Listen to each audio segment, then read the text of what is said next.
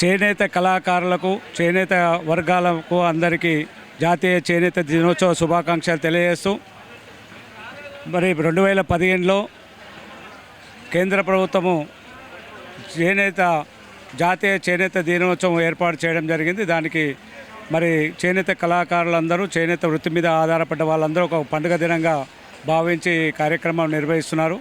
అదేవిధంగా తెలంగాణలో కాంగ్రెస్ ప్రభుత్వం రేవంత్ రెడ్డి గారు ముఖ్యమంత్రి నాయకత్వంలో తుమ్మల నాగేశ్వరరావు చేనేత జౌళి శాఖ మంత్రి గారు ఈరోజు ప్రభుత్వం తరపున ఇక్కడ జాతీయ చేనేత దినోత్సవం వేడుకలు నిర్వహించడం జరిగింది. దానికి పద్మశాలి సంఘం వెల్ఫేర్ ట్రస్ట్ ఆధ్వర్యంలో, పద్మశాలి సంఘం ఎల్బీ నగర్ సర్కిల్ ఆధ్వర్యంలో మేమందరం ఈ కార్యక్రమాన్ని పాల్గొనడం జరిగింది. చాలా సంతోషం.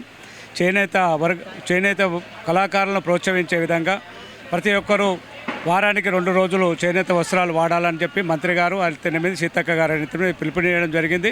మరి అదేవిధంగా ప్రతి ఒక్క పద్మశాలి కుటుంబ సభ్యులే కాకుండా ఇతర వర్గాలు కూడా చేనేత కళను ప్రోత్సహించడానికి ప్రతి వారంలో ఒక 2 రోజులు చేనేత వస్త్రాలు ధరించాలని ఈ సందర్భంగా కోరుకుంటూ జై చేనేత, జై పద్మశాలి. నా పేరు పున్న గణేష్ నేత, LB Nagar Padmashali welfare trust chairman.